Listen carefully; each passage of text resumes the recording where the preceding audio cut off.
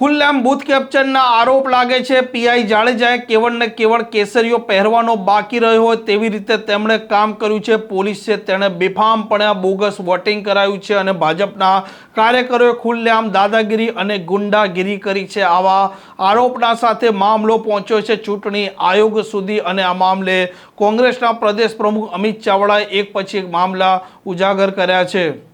વૈષ્ણવજન તો તેને કહીએ જે પીડ પરાઈ જાનાને રે। નમસ્કાર, આપ જોઈ રહ્યા છો નવજીવન ન્યૂઝ અને હું છું આપની સાથે તોફિક ગાંચી। ગુજરાતમાં સ્થાનિક સ્વરાજની ચૂંટણીનું મતદાન પૂર્ણ થયું છે, પરંતુ હવે મામલો પહોંચ્યો છે રાજ્ય ચૂંટણી આયોગના પાસે અને કોંગ્રેસે આ મામલો ઉજાગર કર્યો છે, જેમાં વાંકાનેરના પીઆઈ જાડેજા પર પણ આરોપ લગાવ્યા છે। પોલીસે તેમના પણ બેફામ દુરુપયોગનો મામલો પણ સામે આવ્યો છે। બૂથ કેપ્ચરના પણ આરોપ છે અને પોલીસે જે પ્રકારે દમ માર્યા છે, આ ભાજપના કાર્યકરોએ ગુંડાગીરી કરી છે, અસામાજિક તત્વોનો જે પ્રકારે ઉપયોગ કરવામાં આવ્યો છે। સમગ્ર મામલો રાજ્ય ચૂંટણી આયોગ સુધી પહોંચ્યો છે, રજૂઆત થઈ છે અને આ મામલે કોંગ્રેસના પ્રદેશ પ્રમુખ અમિત ચાવડાએ પણ આ મામલે આક્રમક તેવર અપનાવ્યા છે। ગુજરાતમાંથી ખૂબ વ્યાપક ફરિયાદો મળી। ગઈકાલે મતદાનની પૂર્વ સંધ્યાએ આણંદમાં આપણે બધાએ જોયું કે ભારતીય જનતા પાર્ટીના ઉમેદવારો દ્વારા, એમના માણસો દ્વારા દારૂ પૈસાની વિતરણ થતું હોય અને એની સામે રોકવા જાય તો કોંગ્રેસના ઉમેદવારો પર હુમલો કરવામાં આવે। સતત અનેક જગ્યાએ કોંગ્રેસના ઉમેદવારોને, એમના ટેકેદારોને પોલીસ કોઈ પણ કારણ વગર પૂછપરછ કરવાના બહાને કલાકો સુધી પોલીસ સ્ટેશનમાં બેસાડી રાખે। અનેક જાતની ધાક ધમકીઓને ગુંડાગર્દી ગઈકાલ ને આજે પણ આખા દિવસ દરમિયાન જોવા મળી। આજે આખા ગુજરાતમાં અમારી લીગલ ટીમ આખો દિવસ પ્રદેશના કંટ્રોલ રૂમમાં બેઠા અને અલગ અલગ જગ્યાએથી જે ફરિયાદો મળી કે કેટલી જગ્યાએ રાતોરાત મતદાન મથકો બદલી દેવામાં આવ્યા, જેથી કરીને મતદારોને ખૂબ અગવડતા પડી। અનેક જગ્યાએ અનેક લોકોના નામો મતદાર યાદીમાંથી કમી થયેલા પણ જોવા મળ્યા। એના કારણે પણ અનેક નાગરિકોનો મતનો અધિકાર છીનવાઈ ગયો। દારૂ પૈસાની સાથે સાથે ધાક ધમકીઓનો આખો દોર આખો દિવસ ચાલ્યો। અમદાવાદમાં દેશના ગૃહમંત્રી અમિત શાહના મતક્ષેત્રમાં સરખેજમાં ગુંડાઓ ખુલ્લેઆમ કોંગ્રેસના ટેબલોની તોડફોડ કરે, મતદાર યાદીઓ ફાડી નાખવામાં આવે, ધાક ધમકીઓ આપવામાં આવે। અનેક જગ્યાએ પોલીસના અધિકારીઓ વારંવાર એમના નામ જોગ ફરિયાદ કરવા છતાં પણ ભારતીય જનતા પાર્ટીનો ખેસ પહેર્યો હોય એવી રીતે કાર્યકર તરીકે કામ કરતા હોય એમનું એવું વલણ જોવા મળ્યું। અને આખા દિવસ દરમિયાન વ્યાપક ફરિયાદો લેખિત સ્વરૂપે પણ ચૂંટણી પંચમાં આપવામાં આવી છે।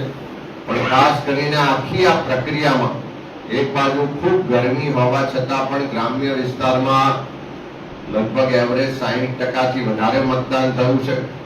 શહેરી વિસ્તારમાં પણ 50% વધારે મતદાન થયું છે। એવા તબક્કામાં લોકશાહીના મહાપર્વ રૂપી સ્થાનિક સ્વરાજની ચૂંટણીઓમાં ઉત્સાહભેર ભાગ લેનાર ગુજરાતના તમામ મતદાર ભાઈઓ બહેનોનો પ્રદેશ કોંગ્રેસ સમિતિ તરફથી આભાર માનું છું કે તમારા બધાનો સહયોગ રહ્યો, તમારા બધાના આશીર્વાદ કોંગ્રેસના ઉમેદવારોને મળ્યા અને સાથે સાથે આ કપરા સમયમાં સરકારની જોહુકમી, તાનાશાહી, ધાક ધમકીઓ, ગુંડાગર્દી અને તમામ જાતના કાવાદાઓ સામે મક્કમતાથી એક રાહુલજીના બબ્બર શેરની જેમ ચૂંટણીના મેદાનમાં લડેલા તમામ ઉમેદવારો, અમારા કાર્યકરો, આગેવાનોને પણ અભિનંદન આપું છું કે આ લોકશાહી બચાવવાની લડાઈ છે, આ સંવિધાન બચાવવાની લડાઈ છે, આ ગુજરાતની અસ્મિતા માટે આપ સૌ મેદાનમાં ઉતર્યા અને ગુજરાતના લોકોના ભવિષ્ય માટે એના હક અધિકારની લડાઈમાં મજબૂતાઈથી લડ્યા જેવા તમામ કાર્યકર ઉમેદવારોને પણ ફરીથી અભિનંદન આપું છું અને ખાસ કરીને ગુજરાતના મતદારોનો આભાર માનું કે આખી પ્રક્રિયામાં કોંગ્રેસ પાર્ટીને સમર્થન કર્યું, આશીર્વાદ મળ્યા અને આવનારા દિવસમાં પણ જે ગુજરાતમાં પરિવર્તન માટે આપ સૌએ મતદાન કર્યું છે એ નવી દિશા ગુજરાતને આપશે। જે આંકડાઓ સામે આવી રહ્યા છે એનાથી આપણે શું કઈ લાગવું છે, વલણ કોંગ્રેસ તરફથી શું આપણું શું કઈ ગત ચૂંટણીઓની સરખામણીમાં મતદાનમાં વધારો થયો છે. સાથે સાથે ગ્રામ્ય વિસ્તારમાં પણ મતદાનમાં ખૂબ સારો વધારો થયો છે. એવા સંજોગોમાં આખા ગુજરાતનો જે માહોલ હતો પરિવર્તન માટે, એ જનાક્રોશ યાત્રાથી પણ લોકો ખુલીને સરકારની જે નિષ્ફળતાઓ છે, ભ્રષ્ટાચાર છે, ગેરવહીવટ છે, એની સામે અવાજ ઉઠાવતા થયા હતા. મતદાનની આખી પ્રક્રિયા દરમિયાન પણ જોર જુલમ, અત્યાચાર થયો, દાદાગીરી થઈ, અનેક જાતની લોભ લાલચો અને દબાણ થયા. તેમ છતાં એનાથી કોઈ પણ રીતે ડગ્યા કે ડર્યા વગર મતદારોએ જે ખુલીને બહાર આવીને મતદાન કર્યું છે, એ જોતા હું સ્પષ્ટ માનું છું કે આ મતદાન સરકારની અને વહીવટની વિરુદ્ધમાં થયેલું મતદાન છે. પરિવર્તનની જે લહેર હતી એ લહેરરૂપી મતદાન છે. અને ખાસ કરીને આદિવાસી વિસ્તારોમાં અને ગ્રામ્ય વિસ્તારોમાં જે મતદાન વધ્યું છે, એનાથી ચોક્કસ કહી શકાય કે ગુજરાતમાં આ મતદાનના માધ્યમથી આવનારા દિવસમાં પરિવર્તન થશે. અત્યારે જે રીતે ચૂંટણી પતી ગઈ છે પણ હજુ મતગણતરી બાકી છે, ત્યાં સુધી હવે કઈ રીતે કોંગ્રેસ કામ કરશે? મતલબ કોઈ માણસો રહેશે ત્યાં સ્ટ્રોંગ રૂમ પાસે આજે કઈ? અત્યારે જ મતદાનનો સમય પૂરો થયો છે, ત્યાર પછીની પ્રક્રિયાઓ પણ ચાલુ છે. હજુ પણ અમારા કાર્યકરો, એજન્ટો ફોર્મ નંબર 17C મેળવવા માટે મતદાન મથકો પર હાજર છે. અને ત્યાર પછીની જે સ્ટ્રોંગ રૂમ સીલ કરવાની પ્રક્રિયામાં પણ અમારા લોકો હાજર રહેવાના. આવતીકાલનો દિવસ છે, બધા જ તૈયારી કરશે.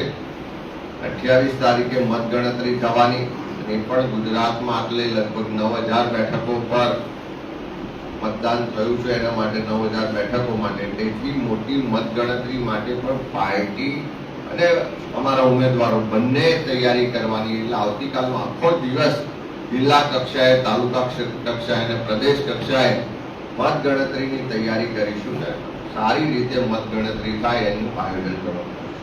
આ પ્રકારના સમાચાર માટે નવજીવન ન્યૂઝ ચેનલ સાથે જોડાયેલા રહો. નમસ્કાર.